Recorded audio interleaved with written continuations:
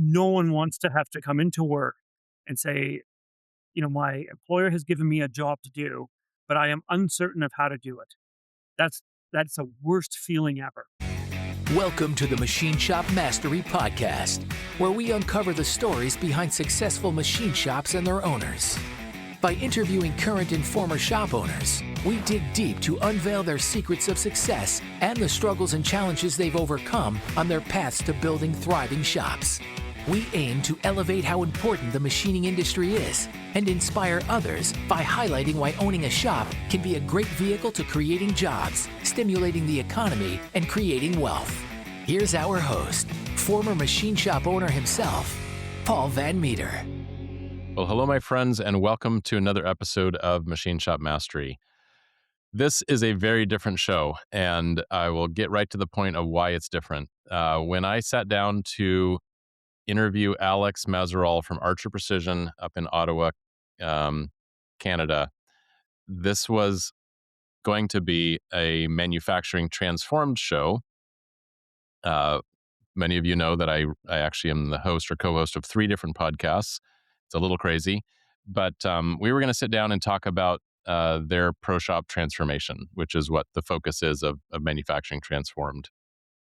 But what I didn't realize I was in for was a true masterclass in a vision of how to build a precision machining company, a valuable, enduring, stable, progressive company that is transparent. I love we get in. One of the first things Alex talks about is this concept of a sort of a glass house where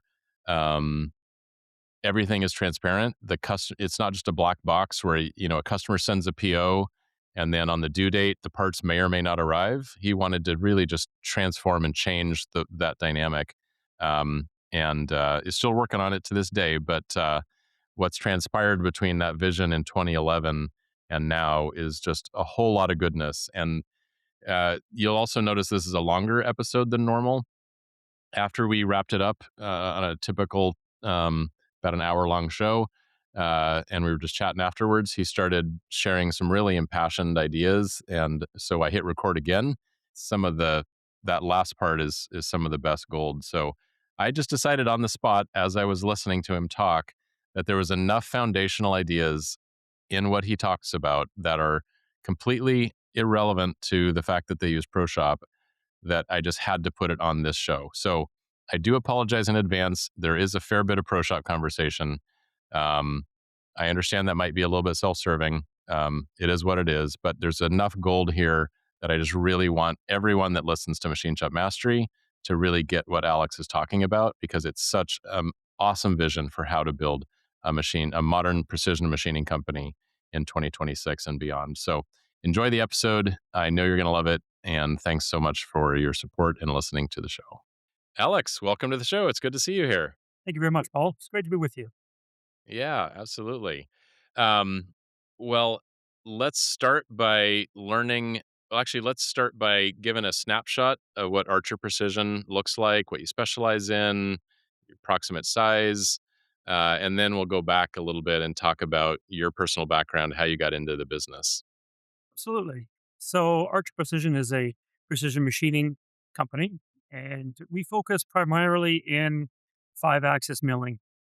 That's our main focus in what we do. We obviously do turning and regular 3-axis milling as well, but our main focus is in 5-axis milling. And we service military, medical, and aerospace, as well as some mining companies as well. So those are the main sectors that really drive us. Mm-hmm. As far as our size, we fluctuate between 16 to 18 people. Okay. And we're in about 6,000 square foot facility. Okay. And it's up in Ottawa, is that right? That's right. It's in Ottawa, the nation's capital, and definitely a little bit of a different manufacturing atmosphere up here. And we were probably one of the medium-sized shops in the area. We're not the biggest by any stretch. We're Sure. probably not the smallest. We're very comfortably in the middle. Okay. And you are AS9100, ISO 9001, and 1345 certified, as well as the Canada's CGD program. Correct. That's right. Okay. Okay. And do you serve just the Canadian military or do you serve US military as well? No, we actually serve militaries all over the world. So Oh, okay. Canada is probably our smallest sector that we would, or our Oh, smallest military client that we would service. The U.S. okay. and Europe are our main ones. So Okay. Cool. yeah, All right. And looks like from your website, looks like it started in around 2011. that's right. Yeah, that's a that's an interesting story. Yeah, So let's hear it. okay, well, I'm a tool and die maker by trade. So I actually got my ticket in Southern Ontario doing tool and die work, building dies for the automotive sector, and Mhm. moved to Ottawa early 2000s. Got married and started working at a machine shop called Globus Precision, and worked through most of the other positions in that company over the next few years until 2010, 2011 came around, and the owner of Globus at the time had some health issues and was looking to exit the company.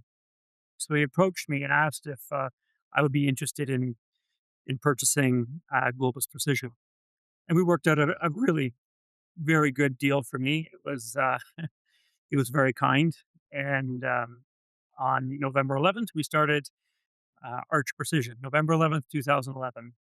Oh, I love it. I'm Yeah, a fan of 1111s. All. Did you sign the paperwork at 11:11 a.m.? I don't think we did. No, no, we Oh man, that would have been perfect. did. Yeah, Okay, and so you renamed it then to Archer.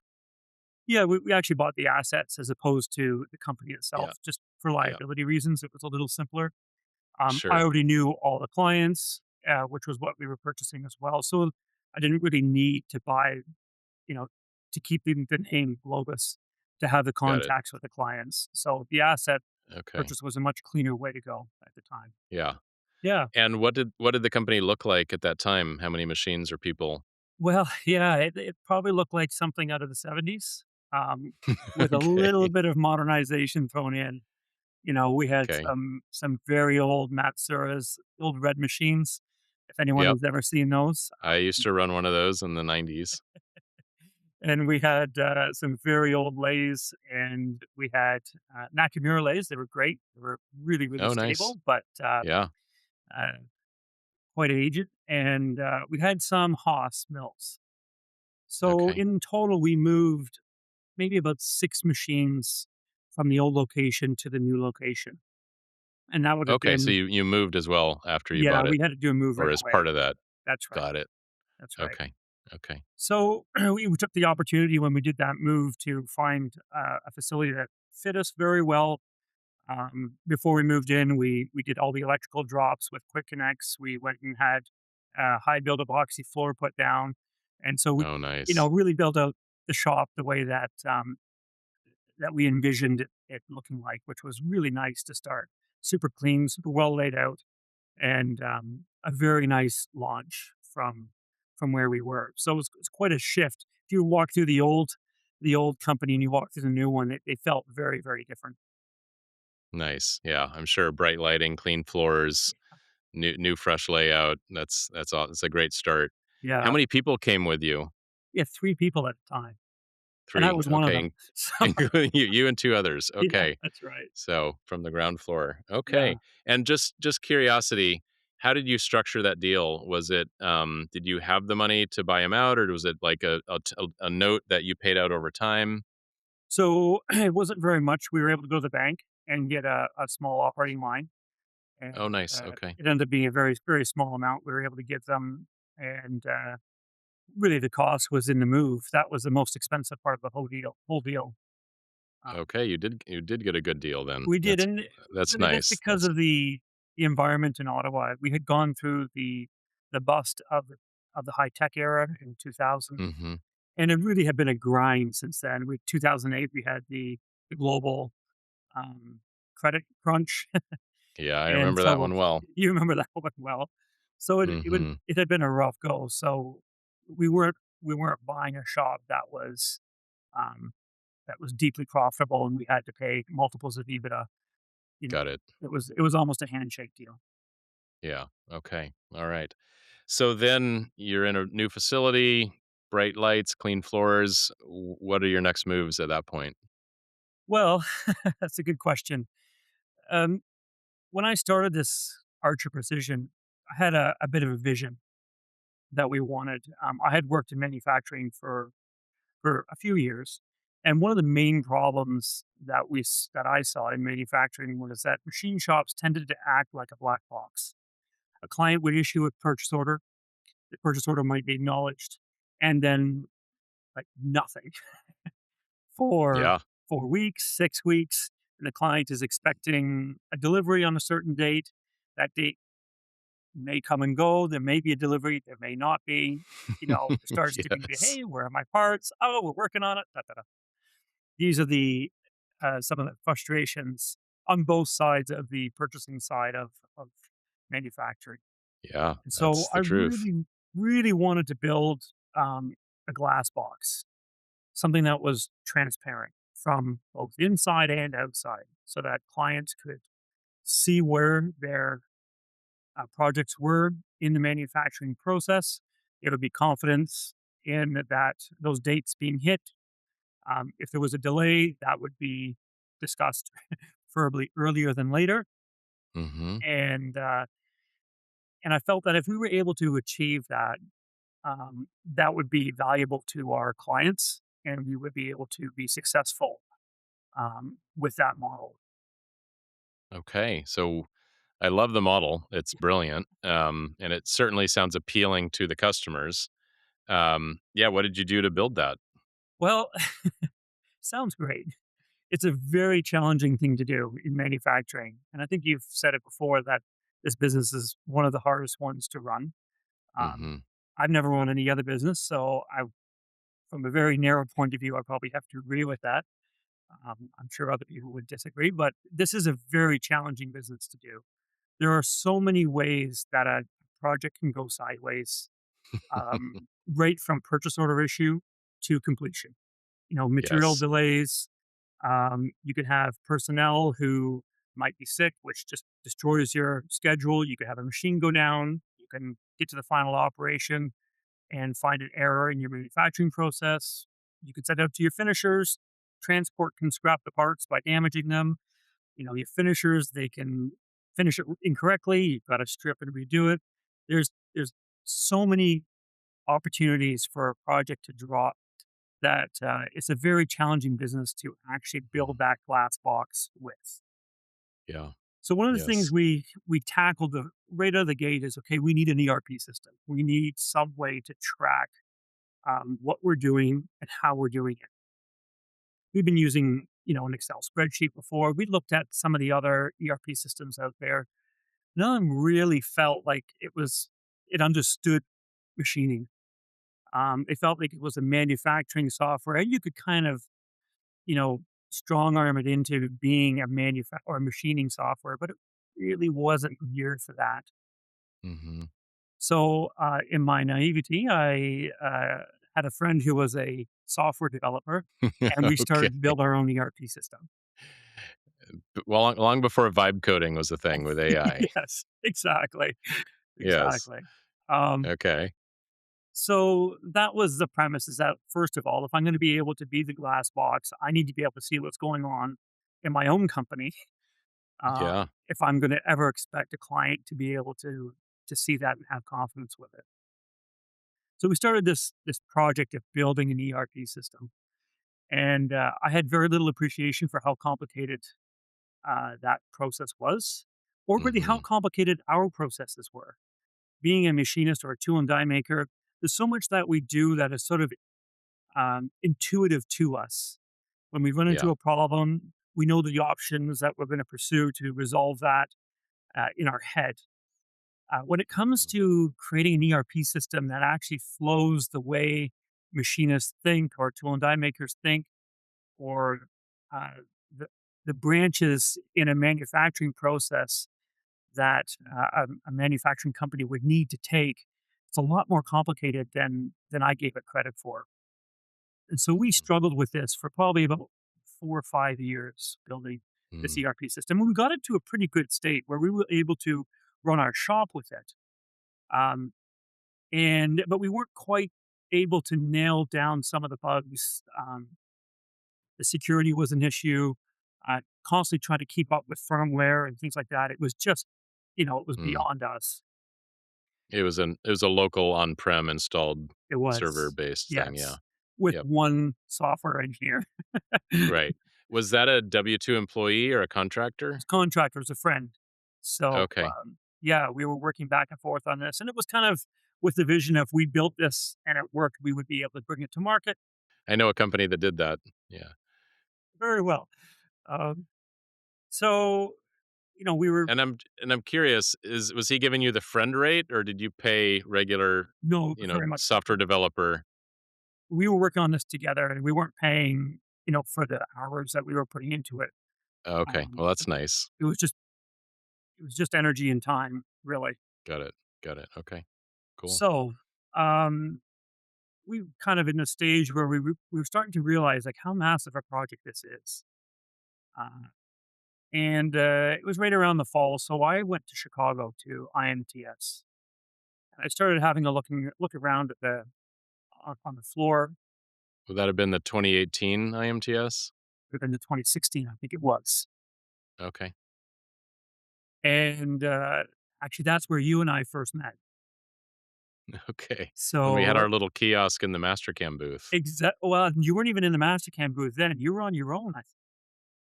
No, 16, we had one tiny little kiosk in Mastercam. In Okay, 2018, we did have our own 10 by 10 booth downstairs in the okay. sea of other small booths. So that was 2018 that I met Okay. you there. Okay. And I remember walking by, and we had done some kind of nice things with our ERP system, with being able to have the drawing bubbled dimensions, and on the left hand Cool. side were the actual dimensions that correlated to those bubbles, and we had tolerancing built in, and it Mhm. was all tablet driven, so the employee just clicked on the feature, keyed in what the measurement was, and moved on. If it was wrong, it would flag it to QA. We had That's these very things kind of nice. built in. Yeah. And when I walked by, I saw ProShop, and there was some very close similarities to it. And I remember you and I having a quick conversation um, about your software, and I hadn't decided which way we were going yet, whether we were going to look for something else, whether we were going to pursue this in depth. And that conversation stuck with me, partly because you were quite complimentary to what we had done, which was nice, given that Well, it you could still say, sounds yeah, it still sounds impressive based on your description. That's not as far as most people get when they build their own ERP. yeah, well, it is a mountain to climb, as you know better than I do Yeah, now. for sure. And I went home from the IMTS show. Really, and that was the highlight of it was meeting you and having a look at ProShop and what it could do. So over the next year or so, we really thought about where does Archer want to go, and it was pretty clear to me that if we were going to go down the software route, like I need to hire a team and really dive into this. And that was something I really wasn't looking forward to. My passion Mhm. is manufacturing. My passion is not software. So myself and some of the management here, we had a long talk, and we said, you know what, we probably need to talk to ProShop. Let's have a demo and see what we're in for, and let's see if that can get us closer to the vision, the dream of the glass box. Mm, mhm. And so that's where our journey with ProShop really started. And Yeah, and you signed up in February of 2020, that's right. That's right. just a month before COVID started. That's right. Yeah. Yeah, that seems hard to believe now, but that's right. Yeah, time flies. Okay. Well, thank you for sharing that. That is a fascinating journey all the way around. If you're looking to increase your spindle uptime without adding any headcount, check out the Hennig WorkFlow automation system. I've seen it. I love it. It's a compact, automated pallet delivery solution that lets you work ahead of your machine so your shop never stops. You can load up to 40 pallets with material, fixtures, programs, and just let the workflow cook. A Henning workflow is designed for high mix machining, works with a wide range of machines, and even with a 125-pound payload on top of a 300 millimeter pallet, yet still takes up less space than most competitors' pallet automation system. That means more production, fewer manual changeovers, really just a practical path to high profit, lights out machining. Learn more about Hennig Workflow by visiting hennigworldwide.com/workflow. I guess then what happened after that? Um, So, you obviously, I forget, that early on, who do you remember who trained you on our team? yeah, Michael, Okay. and Hegwood he or was Collins? Collins. Okay. And, Okay. was it Collins or Edgewood? Now you've got me questioning that. He had guitars in his back screen. I remember having quite a few That conversations. was Collins. That was Yeah. Collins. Okay, I was right. So, um, fantastic trainer. It was excellent. And if you talk to him now, I'm not sure if he remembers our first conversations, but we went into it again, you know, blindfolded and jumping in with both feet. And one of my first conversations to him was, Michael, like, we've been building our own ERP system. We're pretty good on how these things work. Can you just give us the Coles notes because we want to get going on this like tomorrow? And he kind of Mhm. chuckled and said, "No, no, like we need to we need to go through the training process." And I look back at that now and I laugh at how simplistic I thought this was. And the training process was extensive and it was very very good. And ProShop, as my partner, business partner Rob Gauchi says, is a mile wide and a mile deep. You know, Mhm. there is so much there that that really, it drove home the point to me that this was the right decision. That if we were going to take our ERP system, which we call VMS, to a commercial level, like we were 90% of the way there, and we had 10% to finish. We had done 10%, and there was 90% to go. And we really made the right decision in getting out of that process and focusing on what we wanted to do, which was to build the glass box of machining. Wow. Very cool. Well, I'm glad. Yeah, I'm glad you got Michael. Glad that was the way you approached it. Excellent. And then, so once you were live, and off your old, and I will say, some of the most challenging uh, customers to train and implement are ones that have built their own system because they have been able to make it exactly the way they want it, as opposed to something off the shelf that doesn't fit that great and they've always kind of hated it. Then they're often Yes. like, wow, ProShop's awesome. But yeah, when someone has like, well, my software does this and yours doesn't do that. So I'm sure there must have been some of those moments, Yeah, but there once you were, did but go live.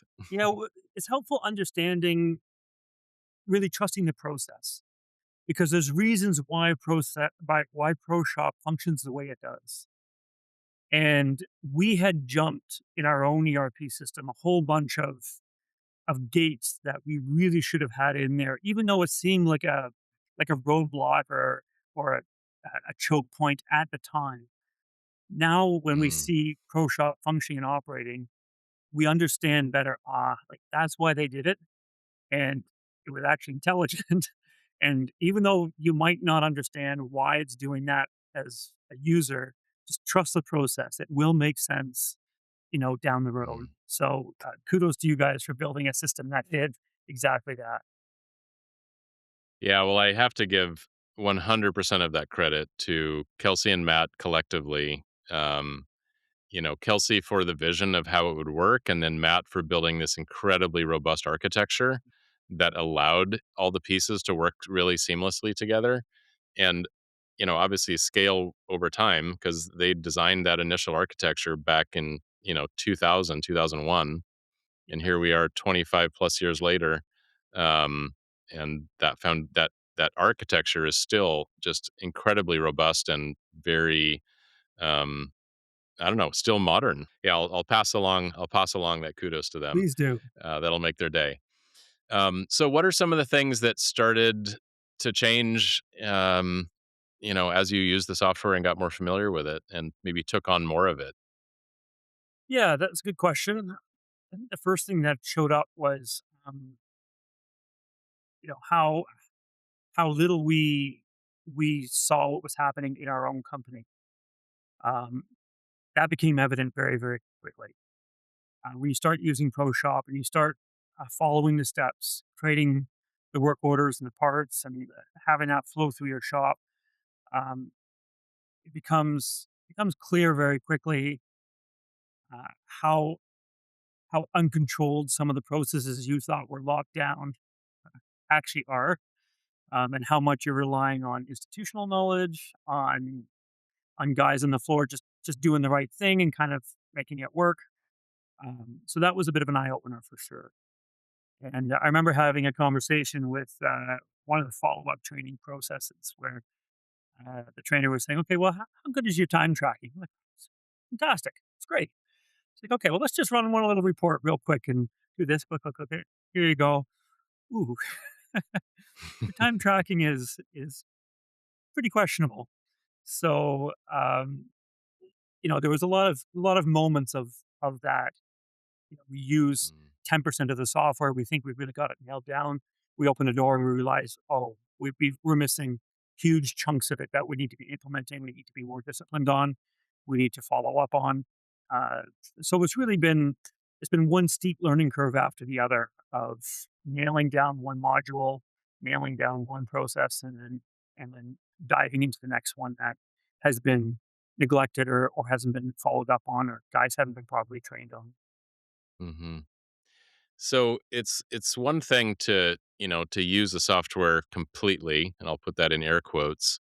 Um, it's another to have it have results that benefit your business. Like just Yeah. because something is there and you fill out the boxes and you do the things doesn't necessarily equal goodness. Can you maybe describe a little bit of what happened as you started to use it more completely and Yeah. in the results of the business, throughput or profitability or visibility or whatever it might be. Well, I think, those are the things you've just mentioned are the results of proper execution on ProShop, on the ProShop side of things. I think one of the first things we saw is a much better tracking of parts moving through the shop floor so that we could open up a job or work order and we could see exactly how many parts we started with, how many parts we finished with, what happened to those parts during the run, who touched them, um, and being able to, at a click of the button, really be able to generate meaningful reports for our clients, including in-process inspection reports, including finals, including material certs, all those things that we were getting more and more disciplined on Mm, as it came through the chain at the very end, being able to very quickly package that up into a concise QA documentation and send it to our clients, whether digitally, whether printed. That was one of the big game changes for us. Clients would call up and say, "Hey, I know we didn't ask for this, but could you send us, IPCs on, a run of parts you sent us 2 shipments ago?" Like, yeah, no problem. Click, click, click, click. Here you go. You'll right, have it in 10 minutes. And that was a right. really big game changer for us. That was really nice. You're not going through filing cabinets or, Sure. trying to find an Excel spreadsheet or something like that. You know, Now, maybe explain a little more on that because you had said that your software did inspection. it did. Was it not? Did it not output it in a way that made it easy to send to a customer? Well, we could output it into into an Excel file or another format, but it wasn't something that was meaningful to the client. Then we have to take Okay, that in and translate it into an AS9100 form, or we'd have to got it. repopulate one of their forms or something like that. And so, yes, you could do it, but it meant our QA team sitting down, pulling all the data, re-entering it into something that worked for the client, and then sending it to Mm, them. okay. On top of that, we didn't have things like um, like process complete, which you have in ProShop when you've completed an operation and it's signed off on. So you go back into an operation, you realize, oh, someone's kind of missed their IPCs here. Yeah, this is going to be awkward, Right. right? Sure. Sure. So we were missing some of those pieces um, that made it challenging to do that on a consistent basis to our clients. Okay. And can you share your journey with getting those certifications that you hold today? Sure. Yeah, absolutely. Was yeah, in what dates and times and what was happening with ProShop or your old I'm really software? going to test my memory now. So we got ISO 9001 pretty quickly. which is a fairly straightforward um, certification to be able to get. We were doing it on VMS despite the holes that we had in our software. So we were able to do that. ProShop just made that much, much easier. Once we had ProShop, then we really ran after our AS9100. So Okay. I believe it was in 2000s, it's 2020 that we were going for AS9100. And Oh, one of the beautiful by later in the year, yeah, in and one of the 2020. beautiful Okay. things was that everything is hyperlinked, right? Right. So once it was evident that we didn't even really need to have an auditor come in unless they were gonna audit the shop floor. They could say, "Send us your quality manual." No problem. Click, click, click. Here you go. Jump on a Zoom call, show me this process, show me this document, and everything's Hmm. hyperlinked. So you just Right. really, really easy to go through and comply with those document requests that they ask for. And So that did made you that whole did process much easier because many of the machine companies that they deal with, they'll ask for a record.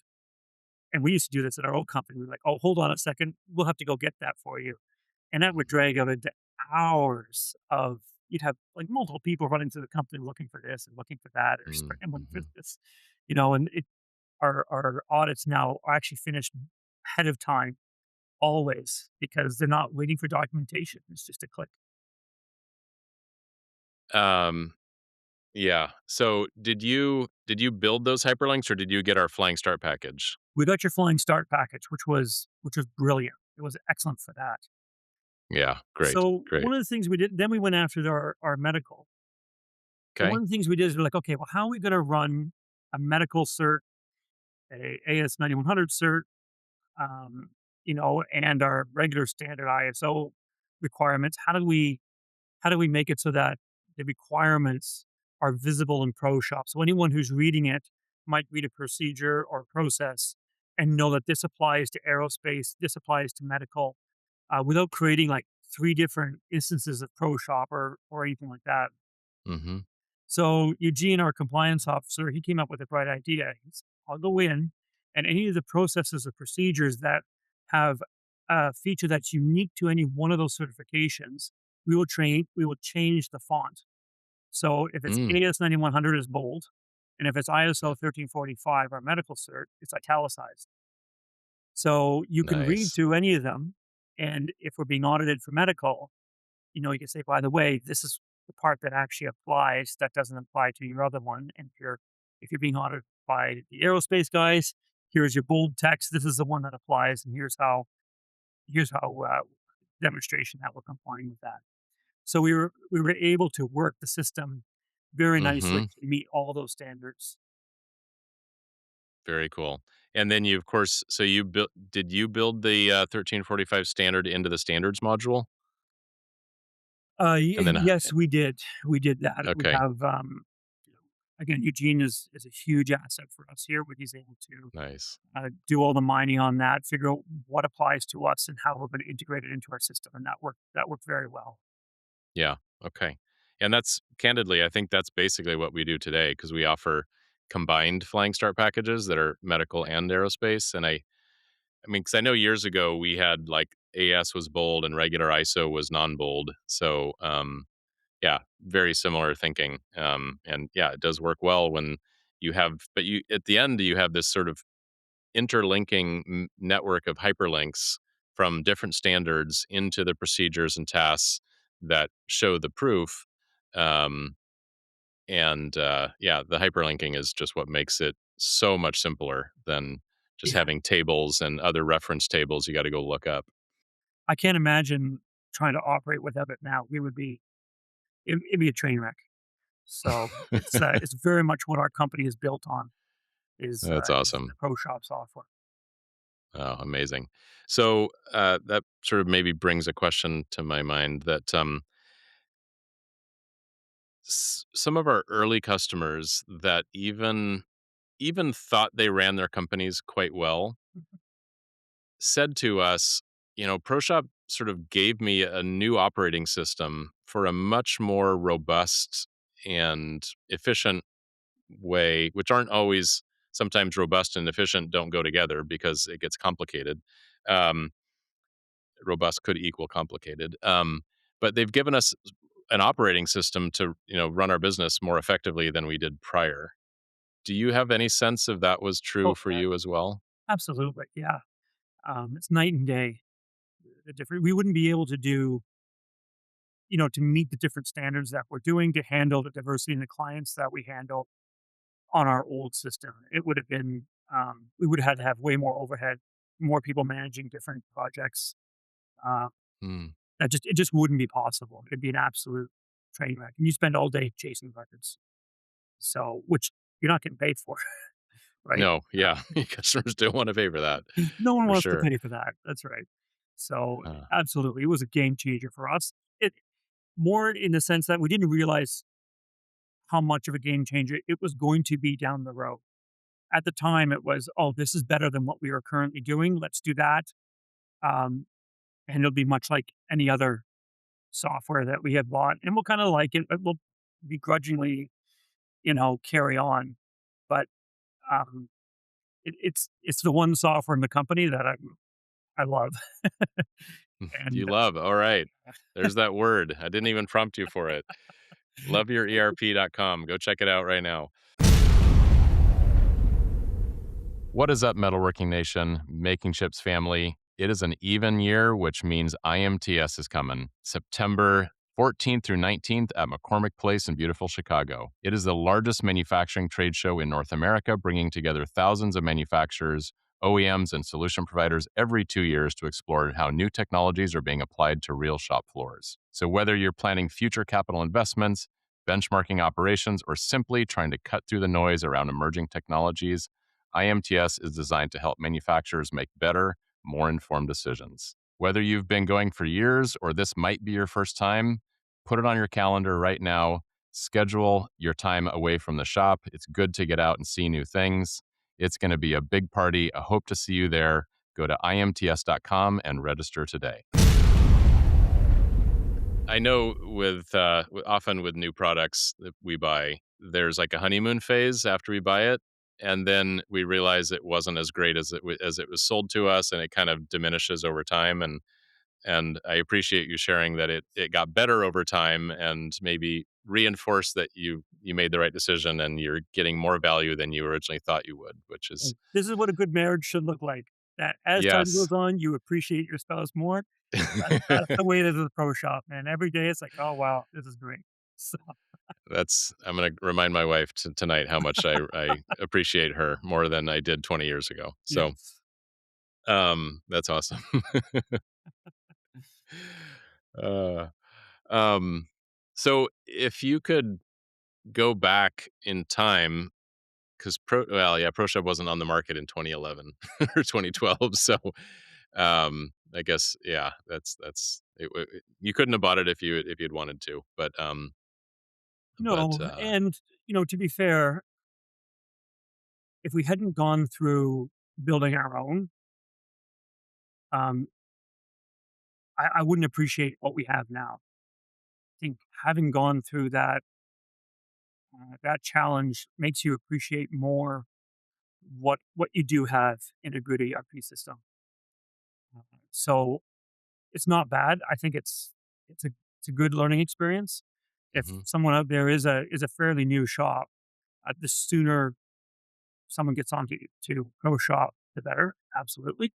Um, and it can seem maybe daunting when you're at, let's say, lesson 5 of Mhm. ProShop integration, but if you stick with it, man, you'll thank yourself 2 years down the road.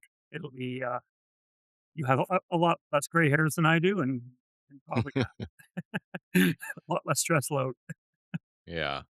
We were just at an event last week called the Summit on the Summit. It was put Hmm. on by a company called Toolpath, and it was actually a skiing event, but in the evenings and afternoon times, sessions and workshops and things like that. Super fun. But I led a panel, and one of the panel members was a guy named CJ Abraham from PPD, Precision Product Development, and he is one of our arguably most famous and most successful one man machine shops that runs ProShop. religiously, AS9100 certified, um, for many years now. Wow. Just incredible company, very high volume, high spindle utilization in the, 90, way 99, Oh, plus percentile kind of thing. wow. It's pretty impressive. The machines he's chosen and even just the types of ways that he loads them and it's next level. It's it's really impressive. But he's a one man show running ProShop and has for years. And Wow. when we got on the topic of hiring like what key employee did you hire that really unlocked the growth of the business? And he was just and I almost said, I'm like, CJ, I'm just going to skip you on this question because I know you don't have anybody. And he's like, I would like to answer it actually. And he's like, ProShop is my best employee I've ever hired because I don't need to hire 2 or 3 other people to manage all the things that Yes. ProShop does for me. It's excellent at that. Yeah. The amount of overhead that we would have to service the industries we service would be much greater than what we do if we didn't have ProShop. Could you How many people would you estimate you would need if you were still running your old software? Oh, at least 2 more, Okay. so would that work out to $150,000 a year in salary, Right. combined? Right. So it's a significant Yeah. savings, absolutely. And that doesn't take into account um, the process streamlining that we have on the floor and how much time and money we save there with scheduling properly, with um, tracking material and not hunting for the next job. All this, all this is hard to quantify um, because we weren't really running full speed previously. We've continued to Mhm. grow, so it's not an apples to apples comparison, unfortunately. So it's tough to give like, well, we're 50% more efficient or we're 100% more efficient. It's really Right. we wouldn't be able to do it if we didn't have ProShop. It's not a question of how far off we would be. We just wouldn't be able to be. We wouldn't be able Mhm. to function. Mhm. Got it. Okay. All right. S- Sometimes we hear from people that, and this is probably more true when they're maybe just working off of spreadsheets or working off of a different software they chose that really was not a great fit. And it's maybe causing more troubles than it solved and or still leaving lots of firefighting, lots of running around, lots of, emergencies because they didn't have the right tool or, and we, of course, for those listening that don't know, like we have systems to help manage, make sure you have the right tools, make sure you, have the thread gauge you need. And, and because of that stressful environment, like that weighs on their culture and people are sort of more on edge and they might be more easily to snap at each other and it took a few years into starting the software company. you know Keep in mind the only place that Kelsey and I ever worked was our own shop. We had no experience ever working in another machine shop, so we didn't really know what it was like in other places.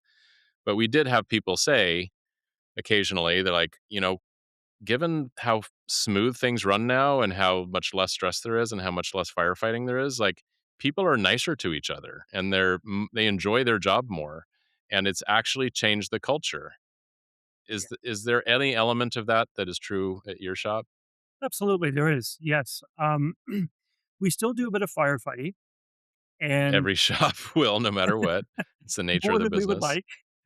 The interesting thing is, though, that whenever we do have a problem, you know, we track it back to, well, we probably didn't do this right on the ERP side first. If we Mm, had done this right on ProShop, if we had used the tools the way they were meant to be used, if we had followed the processes that we should have been and try our best to do, we wouldn't be in this particular uh, battle today. And that can be anything from, like you said, tools. Is your tool list properly filled out? Are people using it? Um, your setups, is that properly documented? Guys know where to go to get that information. Um, Everything down to packing a part. One of the things we try to do as much as possible is send the completed components to the client the same way every time. That means the same box. That means the Mhm. same label in the same spot, consistency throughout. I love it. I love it. And when we don't do that, it's inevitably, well, is it in ProShop? Is the question that comes up. And if there's a problem, it's usually because, well, it's not in ProShop. And if it had been in ProShop, now we have a training issue, maybe. But the first step is it in ProShop? Is it set up properly? Have we documented which box we're using, the supplier, and the inventory count? Right? If we haven't done that, well, we set our guys up for failure. So that's on us. That's not on them. You know, Mhm. we own that. Um, and I would say the majority of issues come down to uh, have we set it up properly in ProShop, and that's where the issue Yeah. is. I love that thinking. And I firmly am a believer of if something goes wrong, analyze the system. Was it a system failure, not a personnel failure? And Yeah, it's almost always the system. that's right. I Um, mean, our employees, none of them show up to work in the morning and say, "Hey, I really want to screw something up bad today." of No one course they does that, don't. right? But it is a human tendency when something goes wrong is to say, "This is a character flaw in so and so, in Jim, in Bob, whatever it happens to be," right? That's a, a gut natural reaction, and that's not fair. That's not accurate. And as a machinist who used to be on the floor, I need to remind myself that I never felt that way when I screwed up. It wasn't like serves them right. That was never the sentiment. So Mhm. um, that human reaction needs to be checked and Yeah. needs to be controlled. And when we do the actual analysis of what happened, it's usually uh, it's usually we haven't set it up correctly in ProShop. And if we had done so, this wouldn't have happened. Mm-hmm. So, do you make extensive use of photos, like like packaging, for example, or Absolutely. you have the actual box and the pack and the bubble bags on the bomb, or maybe share how you make sure that goes smoothly and identically every time. Yep, we'll have the box on in the BOM, the exact box number, the supplier, the cost, and put lead times in there, everything you need. We'll have a photo at the part level. This is how it's supposed to be packed, whether we're wrapping it in foam and putting it into a box, whether it's just going into a box. Some of our clients need to have an oil spray on it and then sealed. You Hmm. know, that whole process is documented. Here's the spray that we use. Here's where it's kept, um, an inventory on that. So when you're down to your last spray bottle, you order more, right? All of those things are documented so that uh, the goal is each employee has everything they need to do their job available with a click Hmm. of a mouse. No one Oh wants to have man. to come into work and say, my employer has given me a job to do, but I am uncertain of how to do it. That's that's the worst feeling ever. And machinists, maybe in particular, they feel very, very confident, very uh, satisfied when you give them a job to do and they know exactly how they're going to do it. Hmm. There's no better feeling from a machinist point of view of saying, "Thank you. I like doing that job because I know exactly where the tools are. I know they're going to be preset and coming out to me. I know the program is nailed down. I know how to deburr it. I know how to package it." That's a recipe for success, and that's how your employees thrive. Really, you set them up for success Oh man. by doing that. God, I love this so much. This is so good. Um, you're spot on, and it is a as a soapbox I get on all the time that when you enable your machinists or your inspectors or anyone to literally focus on the part of the job they love the most, that the reason they got into that career, and not have them deal with just the crap of not knowing what to do or searching for paper or getting confused about something and making a mistake that they feel bad about, like, that helps them have more job satisfaction, and that helps with retention, that helps with throughput, that helps with everything. That's right. But it's Abs- up to the company to build it. And I tell, because there's plenty of pro shop customers out there that are not putting the oil spray on the bomb, and they aren't putting the bubble bag on the bomb, and they're not having a picture of exactly how they want it to be done every time, which I agree the customer totally appreciates. That's why McDonald's is so Yes. successful. Um, but you're doing that. You're using the tool effectively to get the outcome that, ultimately, like, this comes back to, like, your glass house thing. Like, you're giving that transparency and that consistent experience to your customer, that if you do work with us, you know what to expect. You're going to get it every time. There's no black box. There's no, Yes. it's, yeah. So And not I just our just, clients, but our employees should feel the same way our clients do, right? That they come in, it's not a black box. Their only question to us is, where should I be able to find this in ProShop? That would be what success would look like for us. Is when our people come to us and say, I'm not sure where to find this piece of information in ProShop, not how do I do this on the machine, right? How do I mhm, solve this problem? Where is this particular piece of equipment or box or tool? That's what mm, that's what success will look like for us.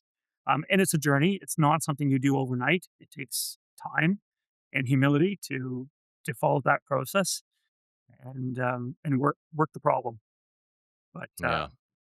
there's it's really rewarding when you see a job flow through the shop that has all the pieces in ProShop and uh, and it's a secure process. It's fantastic. In manufacturing, growth isn't accidental, it's engineered. But a lot of suppliers are still building their pipeline on outdated lists, inconsistent follow up, and hope based marketing, hoping their website will somehow bring in leads. Gabe Draper, the founder of Factor, knows that struggle. Years ago, he ran a shop that went bankrupt, not because of quality, but because he didn't have a steady way to generate new opportunities. That experience is what led him to build Factor. Factor helps suppliers create consistent sales opportunities by combining targeted outreach with marketing that puts you in front of the right buyers. Their team finds the right companies, starts real conversations, and sets qualified meetings. So if your pipeline swings with referrals or seasonality, Factor brings a system that puts you back in control. And for listeners of this show, Factor is offering a free custom report that highlights the best opportunities in your industry, plus a list of real companies that match what you do. Request yours at factormfg.com/chips. That's FACTUR mfg.com/chips. So I'm curious to ask maybe about some of the modules or features. So are you using the tooling module? Yes, we haven't been using it in the past, but the last year we've really well, I should say that the last 4 years we've been putting more and more and more effort into it. Okay. We had loaded all the tools in probably 4 years ago, and Mhm. that was great. Uh, but loading the tools into it is a start, right? Yeah, You need to make sure that it's something usable for your programming department. Um, sure. and once you do that, you realize, well, hold on, that's only really half the picture. You really need to have the holders in there Yep. too, so that your programming department can pick a tool, pick a holder, put the two together, and not leave that up to your machinist to decide what holder am I putting it in. Is the size of the collar big enough? Maybe it is, maybe it's not, right? Like all these things that are maybe intuitive to the machinist. Um, Again, it slows us down. So Mhm. we are in the process now of getting our tool holding into it as well, and then marrying the programming tooling tool holders together so that it can come from our tool setting room, which is again just being set up to go Yep. to the floor and be primed and prepped, ready for the next Nice. job. We do not want our machinists running around the floor saying, "Where is my 3/4 inch end mill? I swear I had it here yesterday." Yep. Yep. Right? For sure. That is no one is paying for that either, I guarantee you. Yeah. And So, they don't enjoy it either. So there's no, no reason to make them it's do like it. having a messy room, right? If you walk into a room and you can't see a clear path of where you wanna get to, there's an inherent level of anxiety that climbs. Even if we Mhm. don't realize why we're frustrated and we think we know the shop really, really well, having having a clean workspace reduces that anxiety on the employee, whether they realize it or not. And the same thing applies for information. So whether it's a physical space or the imagined space of what path do I take to get tool X, it's the same thing. And if there's clutter on either side of those two conversations, then you're going to have anxiety building up, and that's like you say, you get short tempers, you get people pointing fingers, and it's not great for culture. Hmm. Man, I love it. Um, so that means you're starting to use the RTA module, and then you kind of inherently said, although you didn't say it, using the pre-processing checklist system. We do that as well. We're just doing it better, Yeah. you know, making sure that all the pieces that we want are there, as opposed to maybe just the bare minimum. Hmm. Has it been programmed? Great. Well, that's the basics. It's not that's the very minimum that someone would do.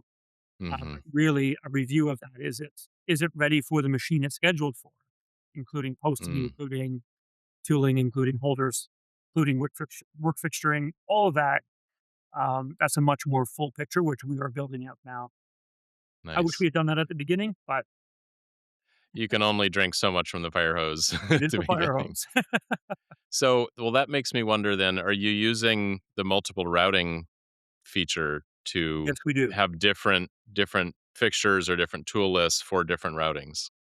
Again, very similar. We had set up the multiple routing, which is fantastic. It's really, really good. But we hadn't been using it to its full capacity. We hadn't had the different tooling set up or the different work holding set up, or you know, even posting the program ahead of time. We hadn't had that set up. So we are working on getting that full package complete for the different routings that need to happen based on availability of machine capacity. Hmm. And are you starting to see the benefits of having those more completely filled out? That Absolutely. you make a last decision and it goes more smoothly, or what have Absolutely. you? Yeah. A project that has been properly planned out will absolutely go much, much smoother on the floor than one that has not been. It's almost like renovations at home. If you take your time and you build your wall correctly, and you take your time with your drywall, and you take your time with your baseboards, the finishing is much, much quicker. But if you slap your wall together and your drywall together, you're going to spend all that time that you think you're saving with a caulking gun at the Mm-hmm. end, right? And it's no different in manufacturing. You can spend the time at the front, or you can spend twice as much time at the back. You've heard the saying, why is there never enough time to make it right the first time, but there's always enough time to make it over? Yeah, Yep. that's Yep. a tough habit for shops to kick, um, but it's one we're getting better and better at. Mm. Amazing. Awesome. Um, okay. Gosh. Well, actually, maybe here's a question. So you serve the defense industry. Tell me a little bit about your CMMC journey. Yeah, CMMC, that's a fun one. It's a little bit more challenging for us because we're in Canada, and this is Yeah, really primarily a US initiative. So sure. there are some hoops to jump through for a Canadian company applying for CMMC, especially level 2. Level 1, no problem, we passed that. That's an easy standard to meet. We are mid-process right now on CMMC level 2, Okay. and, uh, you know, ProShop is a huge help in that, um, but we're also working with BDC Canada, which is fantastic for, helping businesses meet that requirement. So we have What is that agency or department or what? BDC is Uh, Business Development Canada. So their mandate is to help businesses, small and medium sized businesses, to be able to enter the military manufacturing. There's a specific focus on that right now. They're oh, there to okay. help, through all different times and different stages with a different focus on different industries. But right now, it's a pretty heavy focus on military readiness. So if you are Mm-hmm. a manufacturing company and you haven't been in military manufacturing in Canada and you are looking at getting into it, call to BDC would be what I would recommend is one of the first calls you should make, um, Awesome. because they have Okay. a real good roadmap on how they can support you through that journey, whether it's controlled goods, which is our security initial security level here at Canada, and then CMMC, both level 1 and level Mm-hmm. 2, and the different requirements that are there. Okay. Do you have an audit on the books in the future? Not yet. We're still working that, but we would like to have one scheduled for the fall. I Okay. think the tentative date everyone's looking at is November, right? Yeah. It's We'll see. yeah. Yeah, yeah. Um, but we are our goal is to be ready by September. Okay. Have you been going to any of our, CMMC webinars in the last few weeks? Some of my team have been, Okay, certainly my compliance officer Eugene and Aaron, got it. my customer service manager. They've been in on those, and that's been Nice. quite helpful. Yeah, yeah. So have you done something like, have you already configured two-factor and use YubiKeys to log in and done some of those initial settings in ProShop? We haven't done the two-factor authentication yet. That is on the books. Got it. BDC is really wrapping up the gap assessment of where we are right now. We've Mhm. completed maybe a third of the requirements on CMMC level 2 ourselves. Got it. So they wanted us to pause, do a gap analysis, and then they'll work with us to complete the rest of them because they don't want us chasing down roads that we're just going to have to backtrack later because we don't know the standard very well or we make the wrong choice. Yeah. So that conversation is happening right now, and then they'll be engaged um, to help us get there, as well as working with ProShop and understanding that software better as well. Oh, okay, good. Yeah, maybe for if you hadn't, obviously hadn't seen it yourself, of the 110 controls, assuming that, and I'm sure you know very well that we're working very hard on getting our FedRAMP moderate equivalency, which is a requirement for any CSP. But once we're at that stage, which should be June, July timeframe, of the 110 controls, 41 of them are completely handled by us and AWS together. You don't have to do anything with them. 52 of them are shared between you and us, and only 17 of them are fully controlled by you. So, Brilliant. yeah. So we're really hoping that makes that cost, that complexity, just much more doable, much more achievable. Because I know that there will be companies like yours that only do a small amount of defense, and they just decide to get out of it entirely because it's not worth Yes, the money, and that's not what we need right now. We need more companies getting into it and supporting, the infrastructure. absolutely. So So that conversation will be the next one we have with BDC once they've completed the gap analysis. It'll be got it. here's ProShop, here's how they're meeting these requirements. Now, what can we focus on that's on us or shared, as we say? Right. Yeah. Okay. Fantastic. Awesome. Well, Alex, is there anything? Um, Let me just see. I was going to say, is there anything that I haven't asked you that you would love to talk about? Well, I would say this that um, when we started the conversation, I kind of painted a picture of what we were trying to build, which is a glass box of manufacturing. Yeah. One of the questions might be, well, how's that going? Yeah. Great um, question. it's a challenge. We're not where we want to be yet. Every day we make progress on that. Um, one of the questions that or comments that keeps coming up is, well, are you sure you want to share all that information with your clients? So one of the Mhm. principles that we operate under, or I certainly try to preach as much as possible, is that the problems of transparency, and there are problems with transparency, are better than the problems of blindness. Mm, And you kind of have to believe that, even though the problems of transparency are very painful at the start. It mhm. seems much, much better to kick that problem 2 months down the road. Right. But if you buy into that, it will yield dividends down the road. So, we are still a little ways away from having that complete transparency and consistency, but we are working on that, and we're really looking forward to ProShop um, being fully integrated into our system and our culture, which I suspect will probably take another year or two just for our team to become masters at each stage. It's such a massive software. I'll also say that, from a machining company's or manufacturing company's perspective, you really can't underestimate the value of the relationships that you build with your suppliers.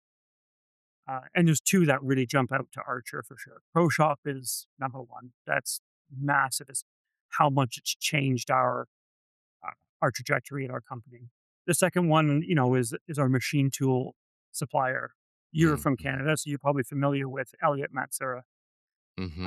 They're out of Toronto, and they're another supplier that we wouldn't be here today if it wasn't for them. Uh, if you're a Canadian company and you're looking for somewhere to purchase machine tools, Elliott has been a partner that has gone above and beyond what you would reasonably expect from any of your suppliers. And so, it's one of the things that getting into the business I really underestimated the importance of the relationship with your suppliers. Mm-hmm. And really that should go both ways, right? You want that closeness with your clients Yeah. to really see you as a partner. And so it really holds true that how you do one thing is how you do everything. So, Mhm. you know, that partnership relationship should span both sides of the business, both your clients and your suppliers. Picking the right one is incredibly important, and we've been very fortunate with the suppliers we have. Mm. Well, thank you for those kind words. And yeah, I mean, I don't know, your direct, distributor of machine tools personally myself, but I certainly know of the reputation of Metsura machines, and they are just incredible. They're incredible. It's Yeah, we yeah, have many 3 other clients with them, five-axis and they. mills, and one of Mm-hmm. them is a 32 pallet machine, and that thing Nice. we'll get like 6,500 hours of runtime a year on that machine, and, Yeah. if you set up, man, that thing will go. It'll carry it'll carry, like 30% of our machining capacity in our shop. On one It's machine. unbelievable. That's very cool. Awesome. All right. Well, one last thing, just want to punctuate what you probably already said. Well, I know you already said before, but it's the last question on my list, and you kind of already covered it. But if you can imagine what your shop would look like today if you didn't use ProShop, what would it look like? Well, it probably more closely resemble the traditional 1970s machine shop with, when you walk in, there's probably no, clear, organization on the floor. There's stuff everywhere. You don't know where one job is. It would be chaos. Even just something simple like a paper traveler. We don't have any of those. It's completely digital, right?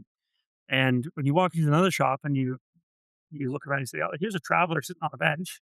There's no parts here. Where are the parts?" Hmm. Yeah. Or there's parts and there's no traveler. Well, Joe went to go change something in the program and he walked off with a traveler. He left it in programming or he left it in QA. That's what we would look like. We would, Yeah. or we'd be pulling our hair out with our own cobbled together ERP system. So um, I shudder to think what we would look like. Just I know that we wouldn't be able to build what we're trying to build without ProShop. Mm. Okay. Well, it's a true honor to help you build that. People like you with a clear and amazing vision of what you want to build and probably why you want to build it. That is that is very virtuous in our economy and your community, and that is something we want to support all day long. So, thanks for giving us the opportunity to do that with you, Alex. Thank you very much for the time to have a conversation. This has been great. Yeah. So, if people want to learn more, if they want to help load up more hours of your spindle time, or just connect with you or ask questions, where would you direct them? You can go to our website. It's archerprecision.ca. You can even email me directly at alex@archerprecision.ca. The .ca thing is the thing to highlight. To remember. We tended to It's go .com, but that won't work. So .ca, and okay. or you can connect with me on LinkedIn. Um, Happy to have a conversation with anyone, whether it's a potential client or whether it's someone else who's getting into the machining industry. Happy to have conversations. It's a great industry to be in, and people who are passionate about it are fun to talk to. Yeah, that is the truth. Well, thanks for paying it forward to those that might want to reach out. Absolutely. Well, Alex, yeah, thank you again for everything today. Really appreciate it. Yeah, and for those listening today, Alex, I think is a great example of someone with a clear vision, a really systematic way to get there, and just doing a lot of the right things to make that happen. So, I hope you were as inspired today as I was. Thanks, Thank you very Alex. much, Have a Paul. good one. Appreciate it. Talk to you soon. Wow, I hoped you guys enjoyed that episode. And now I have a special treat. I hit record again after we hung up or after we stopped recording, and Alex just started riffing on something that was really important as we were not recording. And I paused him and I said, "Hey, can you let me hit record and you just say that part again because it's something I think that everyone needs to hear." So enjoy this extra bonus segment to this episode. We get into some fun stuff. It's longer than I thought it would be, but it's worth absolutely every minute of it, especially the workforce development section. So anyway, thanks for listening. Enjoy the section. We'll see you when the show is over. Okay. So, yeah, we were talking about about some of the challenges in our industry. And when I started, you know, reading that book, The E-Myth, it lays out my journey exactly. I was the technician who could run a machine, who could set it up, who got pretty quick at setting it up and troubleshooting, understood, how things should be made. Look around your company like, probably do this better than how it's actually going. And that's when I started Archer. And I put my nose to the grindstone and I just worked like 18 hours a day. I I didn't think of anything but machining. It was pretty hard on a family. I had one small child and, it was busy. And that's a common s- origin story for many machining companies. They're often started by someone who takes on that Superman role, who just shoulders a massive burden and just drives it until they run out of energy, steam, or get jaded. Any one of these things. And I did that for quite a while. It's not healthy, it's not sustainable, but Hmm. it's a common trait in our industry. And maybe shops almost have to start that way. I don't know. That's how it worked for me. But when you get to the point where you realize that I can't keep doing this, like this is not sustainable. There's only so much I can do, and there are people around in Ottawa who have a greater capacity than I do for supermaning it. They're smarter than I am. They're harder working. They're willing to burn every relationship in the book that they have to get where they're going. That wasn't me, and they can carry it on longer. Absolutely, they can. But all of us have an egg timer on our life, right? And the sand's trickling. And sooner or later, you're going to get to the point where you say, okay, I have to sell my company. I have to shut it down or find someone to run it for me because I cannot keep doing what I'm doing. And so, Hmm. um, you know, I'm glad that I'm transitioning out of that early. I don't want Hmm. to get to 65 or 70 and be in that position. I want to get to the point by 50 where I am the least important person in my company. That, you know, Yes. um, I have people in place that have responsibilities that they love shouldering and they do an excellent job at it. And they rely on each other to do that. And the last person they pick up the phone and call is me. Um, because I probably won't have the best solution for the problem. They Yeah. will. They're in the Yeah. trenches every day. They know exactly what the problem is intimately. And so that's, you know, I wish that our industry was was more eager to progress down that road rather than trying to Superman everything through.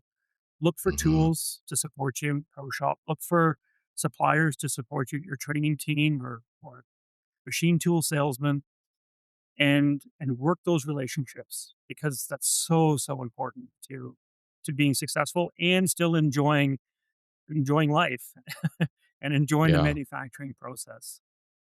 So Well, yeah, that's I'm glad we captured that. That is I know that will resonate with so many people out there that are doing that Superman role right now and have done it for years and don't know a better way. Um yeah, and and I know ProShop's just been one part of that tool set for you. It's by no means the only thing, but I'm It's been the super biggest. glad It's it's been the absolutely been the biggest because I was just doing the okay. same thing with our ERP system, right? I was just going to Mm, Superman this thing through, and it's interesting because maybe as guys, in particular, I can only speak from my experience, but you know, maybe something inside of us we like to find where the limit is in what we can do. mhm, And in sports, that's yeah, pretty prevalent, right? You see guys, we will push ourselves past the point of healthy to injury because there's something about seeing how far you can go and where the actual wall is for you. And in machine shops, you see it all the time with owners and with some superstar employees, right? They will say, "How far can I push this?" And I will grind to the breaking point to see that. Uh, but it's not really healthy. And once you get there, it's a bit of an eye opener because it's probably going to come up faster than what you think it is. That you're going to run into mhm, that wall faster than you imagine, and you have a really tough choice to make. Then, right? Do you just try harder? It's that book, Animal Farm, right? It was the horse that his mhm, motto was, "I'll work harder." Um, do you do that, or do you sit down and say, "Listen, like this company cannot be built on Alex. This is not Alex machining." mhm, Right? It can't be me. It has to be a team because I'm so finite and I'm so fallible. I make so many mistakes on a daily basis. We need systems, we need processes, and we need people. And and that was it. That was an eye opener for me. And then the next few years were finding the right people. How do you find mhm, someone who understands the vision, buys into it, sees ProShop or your ERP system, and says, "Okay, I'm going to put both feet into this canoe, and we're not going to do it if it's not in ProShop." That's and that's a hard discipline to get to as machinists, right? Because I yeah, can go out for to the sure. machine and I can grab a chunk of aluminum and kind of whip something together, and probably over a weekend I can make a customer part, and that feels good, man. You bail a customer out. You say, "Here's a part. I know you guys are in a real jam, and I did it for you. Here you go. Here's your problem solved." And you walk back to your shop Monday morning, patting yourself on the back, but you've got a week ahead of your normal stuff. And if you've just burnt all your matches on the weekend, the rest of the week's going to suffer. Either the Mhm, business does or your family does. One of the two. Someone's going to pay the price mhm, for that. And so, being disciplined on ProShop is so important to say, listen, it will go through the process. And it might take a day longer in this particular case, but Alex isn't going to do it on the weekend. It might take a bit longer, but the client will be satisfied and your team will be satisfied and you won't be mhm, burning matches uh, left, right, and center to get jobs done. You know, yeah. um, so Well, yeah, it's that's yeah, I mean, I think what you're describing is really the model for building an enduring legacy type of business that can survive without you and has real value, yes, that someone else someday will want, and it absolutely. won't just, go to auction and, you No, know, yeah. be the way you bought, your shop in the first place, right? The other piece of that puzzle is people, right? And everyone in this industry cannot find qualified people. This is a massive, massive problem. So what we're Yes. doing as well is taking the pro shop model and putting it onto our people problem and saying, okay, what would it take to attract young people into the industry? So we are connecting with the high schools and we're meeting with the technology program leads and saying, okay, Arch Precision offers an apprenticeship for anyone who would like to sign up. And the apprenticeship isn't vague. Each year, this is what you're going to do. This is what you're going to get competent at. And then this is the compensation we're going to give. Every single year until year 4, and then year 5, you're full-fledged journeyman. You'll be able to do a full suite of skill sets with a compensation that, ideally is the best in Eastern Ontario is our goal. And when you walk through Awesome. Archer in 4 years, what we want our clients or visitors to see is 2 or 3 machinists at every level that are Mhm. taking on more responsibility, that are learning ProShop better, that are not scrambling and running around, beads of sweat dripping from their brow, but, you know, working in front of a computer, ProShop open, um, tracking and monitoring the processes that they're doing and adding real value to the manufacturing process through process development tab that you have, right? Here's a Mhm. problem we're having. Here's how I think it could be solved. And here's the people that in management that I need to look at this problem so it's resolved either in this run or the next run. That's what I want my guys doing. And Mm. uh, that model of ProShop, the clarity, the cleanness, the hyperlinks, that needs to be reflected in the whole business, whether it's people, whether it's processes, whether it's clients, all of that needs to follow that same model of clarity, cleanness, and precision. And we're going to need to Yeah, do it given the demand that's coming, right? yeah, yeah, We're going to have to. CTMA is a huge part of that. And maybe I'll just take 30 seconds and talk about CTMA, which is the yeah, Canadian please. Utility Machining Association. What I sit on the board of that organization, and it's funded by the Skills Trade Development Fund out of Ontario, or Skills Development Fund out of Ontario. And what our organization does is in our Career Ready program is we receive funding from Ontario. 2 years ago, it was $6 million. Last year, it was $3 million. We're waiting to see how much it's going to be this year. We divide that pool in half and we go out and we buy CNC machines, Haas's or other types of affordable machines, and we put them in high schools across all of Ontario. Amazing. And we provide training programs for the teachers so they know how to program a part, how to machine a part, how to set up the machine, and help them build a course, sometimes multiple semesters, of a pre engineering manufacturing course in high schools. And the other Incredible. half we give to employers who are hiring fresh new students or upskilling their existing staff to help support the training because it's expensive for training. And we've seen just tremendous success with that program in the high schools. Most of the high schools have a wait list for young students to get into that program, to be able to learn how to program a part on Fusion 360, uh, do a tool path, put it in a machine, make a part. And then when they graduate, some of those programs have credits for the university. So if they want to go be an engineer, mechanical engineer, there's some Mhm. credits that apply to their mechanical engineering degree, or they're connected with manufacturing companies in the community if they want to start an apprenticeship. Hey, I'd like to start an apprenticeship tomorrow. Great. You can come work for us. You already have had a good foundation. Now we're going to show you the Archer way of how we progress through the whole education process of bringing someone into being a licensed Mm. machinist. So CTMA is Wow. fantastic for that. So if you're an Ontario shop and you really need to connect with CTMA, it's very inexpensive and the rewards and the benefits are massive. And the support we're providing to actually build a way for students to become aware of the industry, know the careers that are available in it, and how to connect with employers. It's invaluable. Mm. God, that's so good. Right now we're doing a whole series on Making Chips podcast about we're calling it Gen CNC, the next generation, and we're profiling some of the educational programs. And I want to have you or whoever uh, should be on that show. So yeah, we're Absolutely. gonna do that soon. Um, Fantastic. do you work with mostly one high school, or do you personally work with more than one? There's 2 or 3 around here in Ottawa that we have worked with.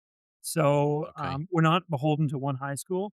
We really try to connect with the high schools that CTMA has worked with and put machinery in, because we know that there is a program coordinator. We know that there's a teacher who has been trained. We know that there's a program the students have gone through and that these students are interested in the trade. They they know what manufacturing is. They see a future there, Mm-hmm. and you know, it's not a cold contact. It's a very Yeah. warm introduction. And we'll Right. also meet with parents who come into the schools on career days and things like that and say, okay, well, here's several paths for your son or your daughter who wants to get into manufacturing. It doesn't have to be machining. You can go into Oh, a sure. manufacturing company. There's quality, there's compliance, there's customer service, there's management, there's HR, there's manufacturing itself, the actual machining or programming, or there's not us at all. If you want to go work for, General Dynamics or Lockheed Martin, and you have a manufacturing background and you're designing things for machining, I mean, Hmm. it's just a huge, huge asset to whoever is following that particular route. Um, Mm. Design for manufacturability is Oh, yeah. So such an huge. issue, right?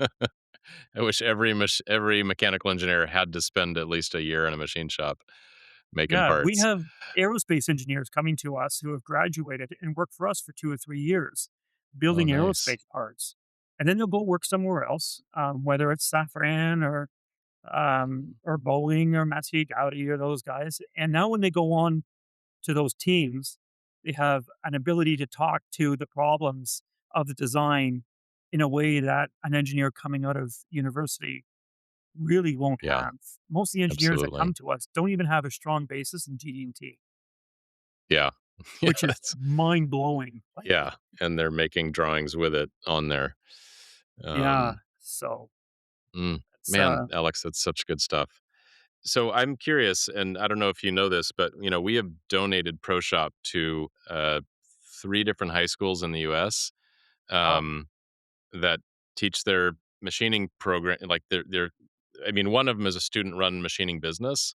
The other two are just machining programs, but they use ProShop to help organize their student projects, their tool database.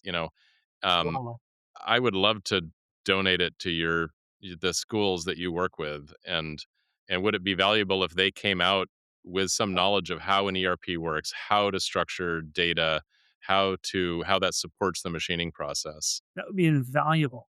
Can't believe I didn't think of that. All right, we'll make that That's happen. brilliant. Oh man. All right. Well, I'm glad we hit record again.